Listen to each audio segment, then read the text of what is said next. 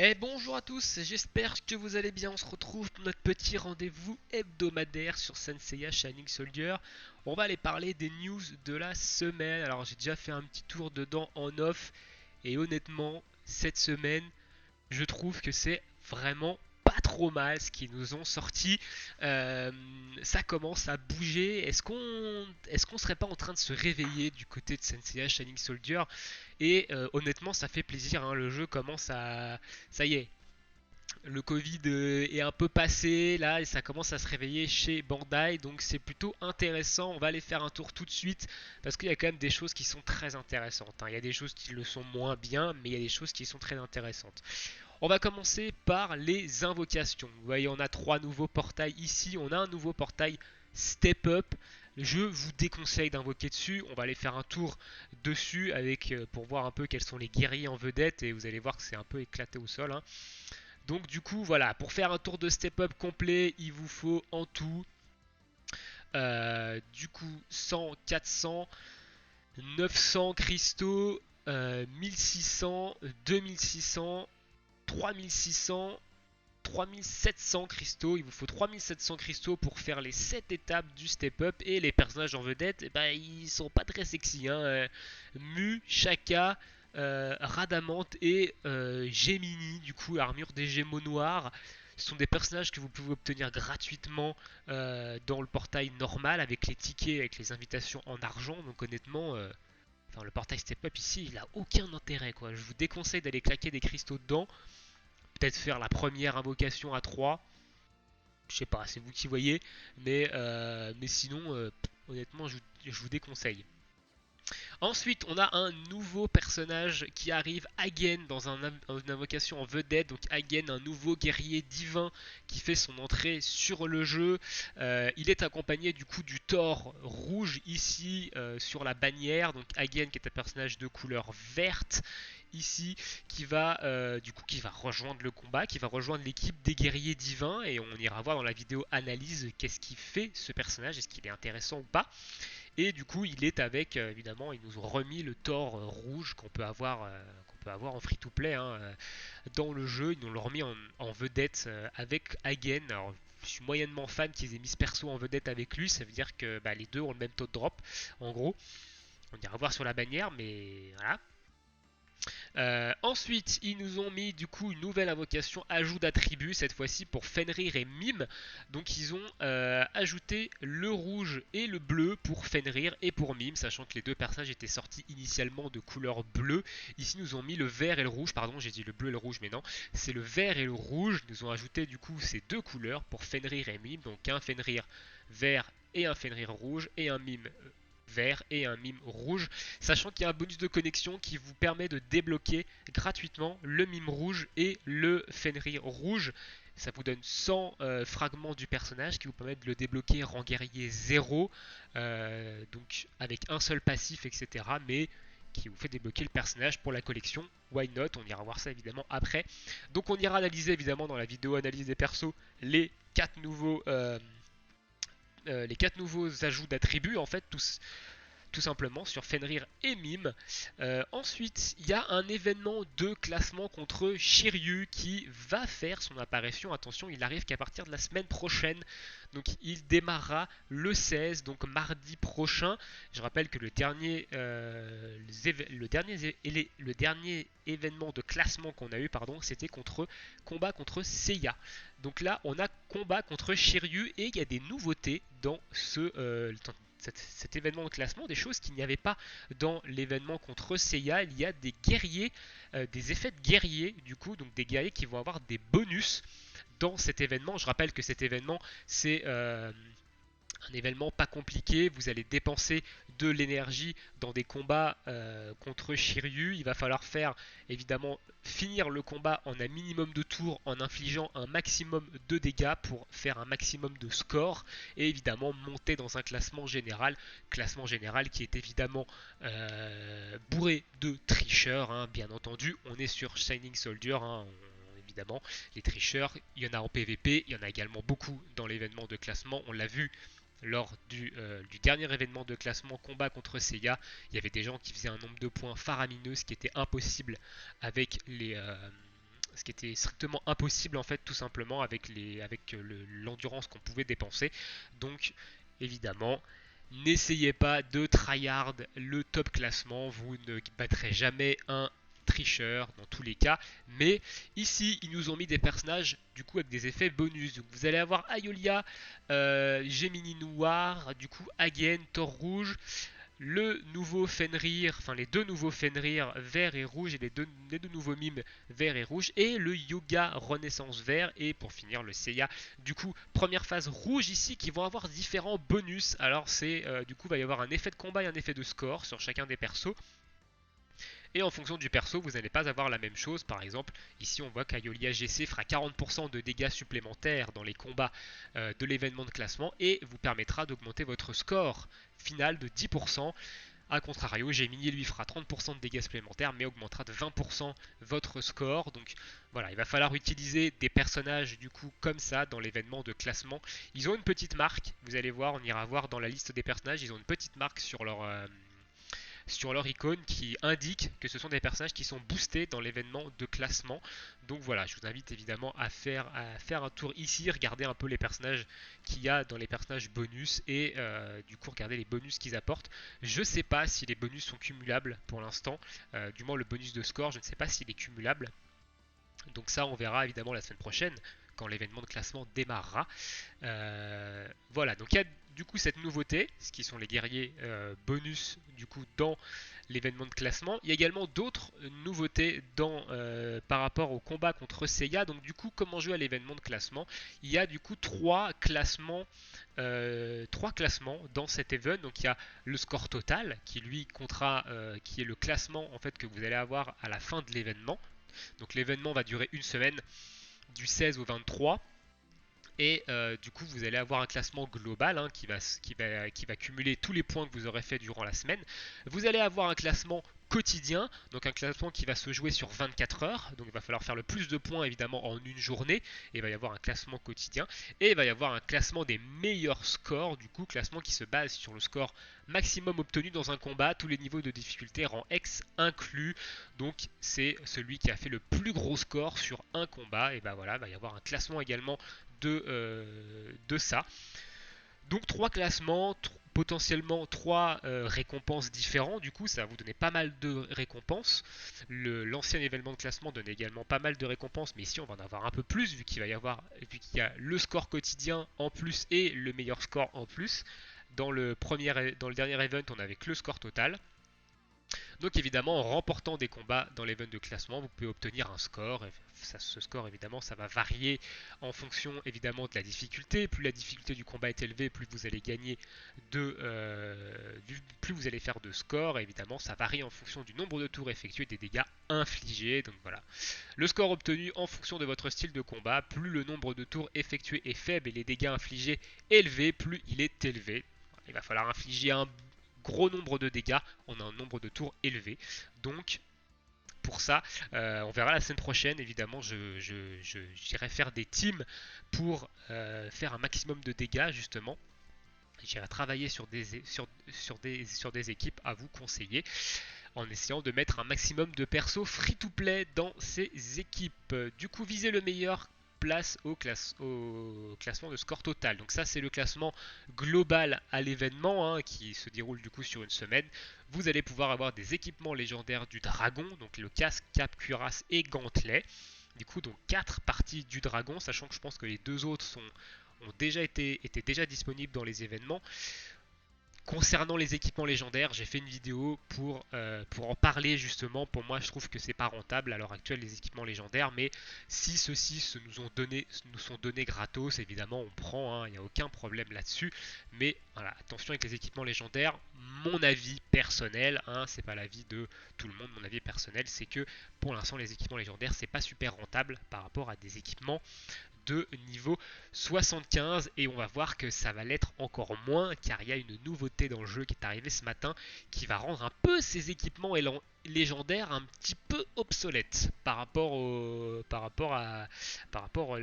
nouvelles choses. Donc ça on verra ça après.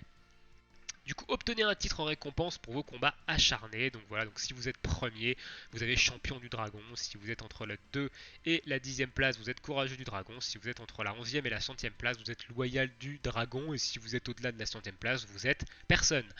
Euh, Ensuite, du coup, il y a des combats intenses pendant seulement 24 heures. Donc ça, c'est l'événement de classement quotidien. Du coup, donc tous les jours, le score est remis à 0 pour ce classement score total quotidien. Et vous avez l'opportunité d'obtenir un score plus élevé tous les jours pendant la période de disponibilité de l'événement. Voilà, les joueurs les mieux classés gagneront en guise de récompense un minerai d'arc-en-ciel du piédestal de bronze. Donc c'est un item qui permet d'évoluer les items légendaires. Et on n'aura que ça. Alors ça par contre c'est pas ouf. Hein. D'avoir que cet item là, c'est pas terrible. Hein. Faudra voir un peu combien il faut être classé un peu pour avoir cet item là, mais ils auraient pu donner d'autres récompenses que ça quand même. Enfin ça et d'autres trucs. Ça aurait été plus intéressant. Mais bon, à voir. Du coup, misez tout sur un seul combat et voilà. Donc ça c'est le classement du coup du meilleur score. Donc le meilleur score qui fait qui le classement meilleur score qui se base sur le score maximum obtenu dans un combat. Donc tout niveau de difficulté rang X inclut des barres. Donc améliorer la composition de votre équipe et viser le meilleur score. Donc ça va vous pousser évidemment à faire le meilleur score et à changer votre équipe pour voir si vous ne pouvez pas faire mieux. Avec le classement meilleur score, vous avez accès à la compétition. Vous avez accès à la compétition des équipes des autres joueurs ainsi qu'à des informations sur l'armure. Voilà. Donc on a la composition. La composition. Donc ça veut dire que si vous avez fait, vous pouvez voir en fait la composition et les équipements du joueur qui est devant vous pour savoir comment lui il a fait pour faire un meilleur score que vous. Voilà. Donc ça peut vous aider également à faire une team. Ensuite, n'hésitez pas à vous servir de ce contenu lorsque vous êtes bloqué dans le jeu. Participez aux combats d'événements de classement et gagner le privilège d'être le joueur avec le meilleur score. Alors il n'y avait pas l'air d'avoir de récompense sur ce truc là. Ok, c'est dommage quand même qu'il n'y ait pas de récompense. Il aurait pu mettre quelques récompenses quand même. Du coup, il y a toujours cette histoire de niveau X, donc vous allez avoir une petite barre en bas. Plus vous allez faire de combat, vous allez gagner un pourcentage de cette barre. Une fois qu'elle est à 100%, vous allez débloquer du coup un niveau de rang X qui lui va vous donner beaucoup plus de points que les rangs de difficulté inférieurs. Donc évidemment, il faut réfléchir à la combinaison idéale des effets d'équipe, des compétences passives et des équipements, puis tenter le rang X avec la plus forte de vos équipes, voilà, pour faire le score le plus haut possible. Et ensuite, il y a une nouvelle chose ici, c'est le boost d'attaque qui fait son apparition. Donc, le boost d'attaque grâce auquel vous pouvez doubler la puissance d'attaque de tous les guerriers alliés lors d'un combat de l'événement combat contre Shiryu. Donc, c'est un nouvel objet ici qui va multiplier par 2 l'attaque de tous vos guerriers. Ça va vous permettre également du coup de frapper plus fort, de finir le combat en moins de tours. En moins de tours, ça va dépendre du nombre d'adversaires en face, mais dans le combat contre Seiya, il y avait 3 adversaires en face, donc vous ne pouviez pas faire en moins de 3 tours, hein, évidemment, mais ici ça va vous permettre de faire en 3 tours avec beaucoup de dégâts, donc je pense que c'est plus à utiliser sur les niveaux X pour faire un max de points que sur les autres niveaux. On verra évidemment comment on obtient ces élixirs d'attaque, donc apparemment c'est des récompenses de l'événement de classement, et ça est utilisé avant le combat ou en dépensant 2 fois votre énergie. Donc soit vous utilisez un élixir d'attaque x2, soit vous dépensez 2 fois le coût d'énergie du combat, et dans ces cas-là vous avez évidemment vous faites 2 fois plus de dégâts. Donc à voir comment ça va se goupiller, si ça va vraiment être utile ou pas. Et ensuite remporter de nombreuses récompenses. Donc il y a pas mal de missions avec différentes récompenses. On peut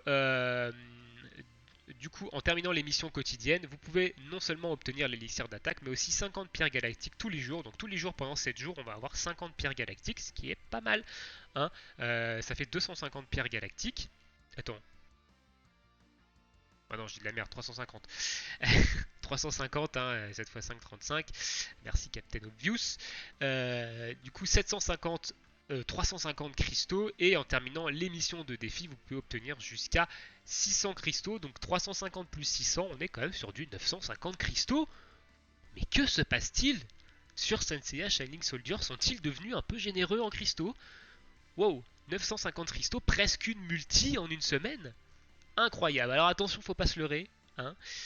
Les 600 cristaux ici, si c'est comme la dernière fois, ils vont mettre des missions où il va falloir faire 10 fois le niveau X et 20 fois le niveau X. Sachez que ces deux missions-là, vous ne pourrez pas les faire si vous ne rechargez pas votre endurance avec des pommes ou avec des cristaux. Je vous déconseille de le faire évidemment, de recharger votre endurance avec des cristaux, car vous allez gagner moins de cristaux avec les missions que ce que vous aurez dépensé avec l'énergie. Donc si vous avez des pommes en stock, claquez vos pommes à la limite pour essayer d'aller chercher ces missions-là. Si vous n'avez pas de pommes, oubliez complètement ces missions. Évidemment, ça on verra la semaine prochaine si ces missions sont là, si elles ont été modifiées ou pas.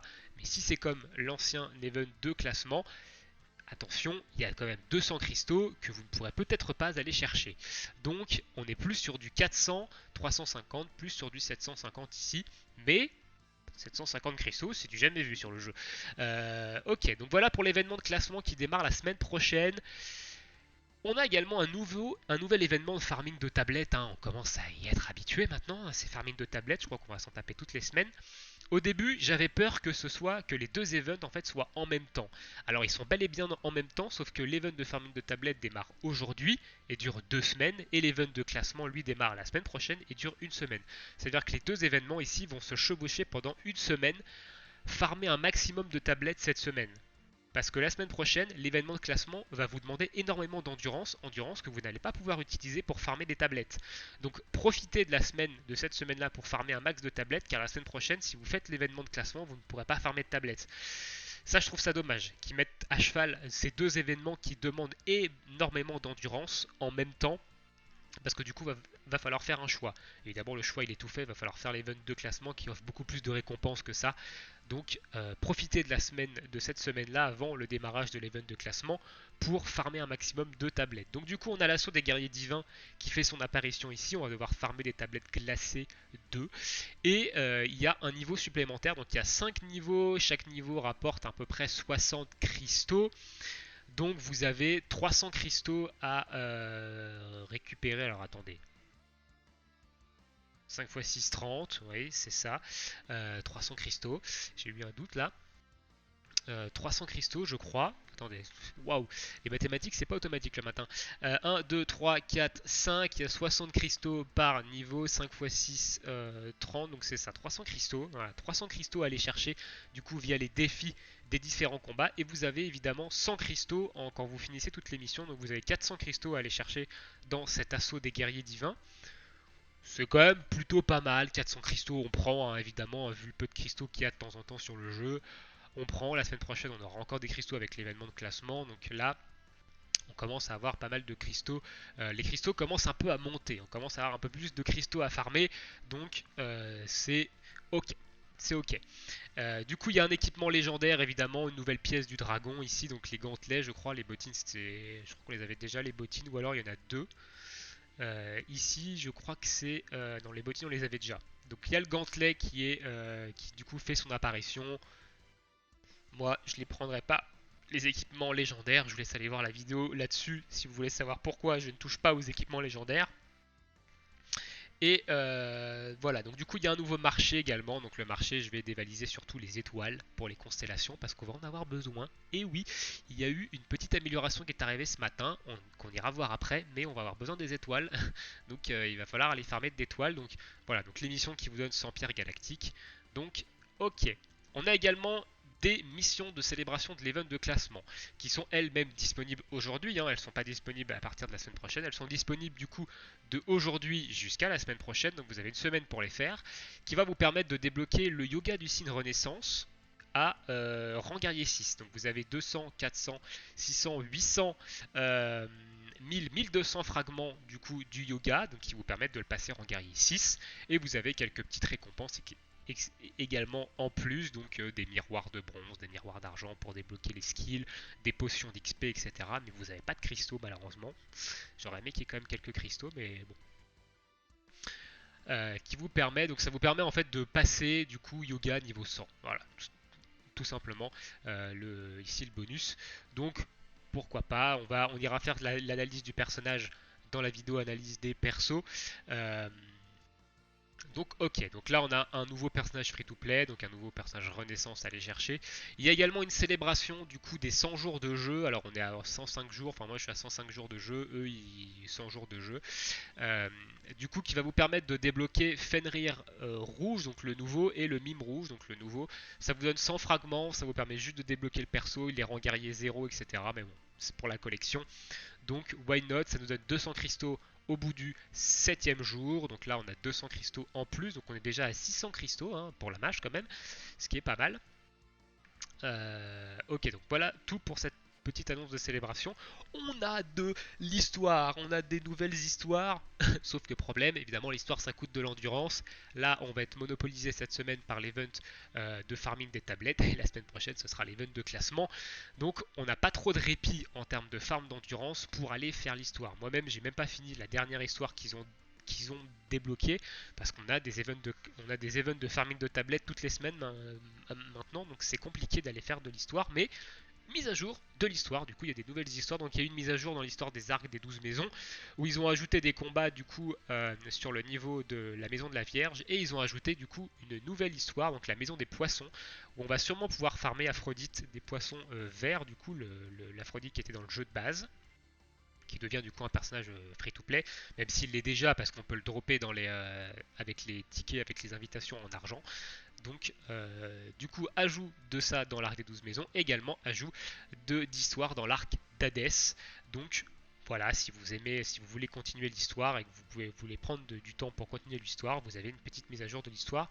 C'est des petits cristaux quand même aussi, hein. Je sais pas combien il y a de cristaux ici, mais c'est des petits cristaux. Donc honnêtement, on est sur une mise à jour où il y a là pour l'instant avec le bonus de code des 7 jours, l'événement des l'assaut des guerriers divins et l'histoire, on est peut-être à du presque 800 cristaux de la mise à jour. Honnêtement, c'est pas mal, ça commence à s'améliorer. C'est pas encore ça évidemment, mais ça commence à s'améliorer, c'est plutôt bien.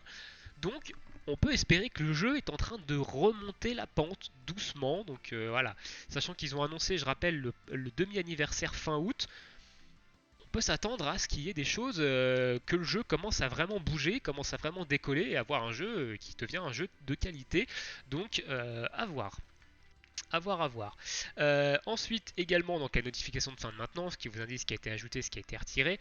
Et on finira sur l'annonce de mise à jour. Et c'est là qu'il y a des choses intéressantes. L'annonce de mise à jour, du coup, ils ont débloqué le niveau 150 pour les persos. Vous pouvez monter vos persos jusqu'au niveau 150, donc vous pouvez débloquer le troisième arbre d'éveil de compétences, d'éveil de constellation, pardon, et on peut monter jusqu'au niveau 150 du coup. Donc, qui dit augmentation de niveau 150 dit nouveaux équipements également qui va avec, et des équipements de niveau 125 je crois, qui seront bien meilleurs que des équipements légendaires niveau 50. Donc raison de plus pour ne pas acheter les équipements légendaires dans les shops, c'est des tablettes gâchées pour rien. Malheureusement, les équipements de niveau 125 seront sûrement beaucoup plus intéressants que les équipements légendaires. On ira évidemment, je pense que je ferai une vidéo là-dessus, mais voilà. Enfin, je vous laisse aller voir la vidéo sur ce que je pense des équipements légendaires. Déjà, pour moi, c'est pas rentable à l'heure actuelle par rapport aux équipements au niveau 75. J'ai expliqué pourquoi. Et maintenant, avec les équipements au niveau 100 ou 125, ça l'est encore moins. Donc du coup, passage au palier 150 des personnages, déblocage du troisième arbre de constellation, qui vous demande évidemment un matériau des grosses étoiles. Les grosses étoiles n'ont d'ailleurs pas été ajoutées au lieu d'entraînement pour farmer les étoiles, hein. Je trouve ça un peu dommage. Donc pour l'instant, on n'en a pas beaucoup des grosses étoiles. Donc pour les arbres, ça va être compliqué. Ils ont évidemment ajouté les nouveaux équipements. Ils ont ajouté des nouveaux composants pour crafter ces équipements. Ils ont du coup débloqué sur les fiches de personnages. Vous voyez maintenant les passifs qui sont non débloqués. Donc les passifs que vous allez débloquer au rang guerrier 3 et au rang guerrier 6 par exemple, sur des personnages que vous n'avez pas rang guerrier 3 et vous n'avez pas rang guerrier 6. Ça vous permet de voir un peu ce que le personnage fait en sa globalité. Il y a eu du coup un réglage par rapport à la fenêtre du marché. Quand vous achetez quelque chose dans le marché, la fenêtre, du coup le curseur à droite ne se remet plus tout en haut et vous ne redevez plus scroll jusqu'en bas pour trouver là où vous voulez acheter votre truc. Ça reste au même niveau, donc ça c'est très bien. Il y a également eu un réglage de l'écran principal de l'événement des Chroniques du Cosmos. Donc il y a eu pas mal d'améliorations, de petites améliorations à droite à gauche de l'interface. Je vous laisserai évidemment parcourir le jeu pour voir un peu tout ce qui a été amélioré, mais il y a eu pas mal de choses. Les temps de chargement sont beaucoup plus rapides pour les combats, alors ça c'est vraiment flagrant. Donc ça c'est plutôt intéressant. Donc là on est quand même sur vraiment une très bonne mise à jour, hein. Déjà pour que je tienne à peu près pour que je tienne 25 minutes sur une vidéo news de la semaine sans analyser de perso, c'est qu'il y a quand même une mise à jour conséquente, hein. Donc on est sur une bonne mise à jour ce matin. Honnêtement, je suis content de la mise à jour de ce matin. Euh, et j'espère qu'on va continuer dans cette lancée, que le jeu va continuer à décoller, à nous faire des mises à jour de plus en plus qualitatives. Et dans ces cas-là, bah, j'arrêterai pas le jeu début septembre, hein. Comme je l'avais dit dans une précédente vidéo, je laissais au jeu jusqu'à début septembre pour voir s'il allait s'améliorer ou pas. Si c'est le cas échéant, j'arrêterai. Mais on a l'air plutôt pas mal parti pour que ça continue. Sur ce, je vous souhaite à tous une très bonne journée, une très bonne soirée. N'hésitez pas à me dire dans l'espace commentaire ce que vous avez pensé de cette mise à jour. Et sur ce, on se retrouve évidemment bientôt sur la chaîne. Ciao tout le monde!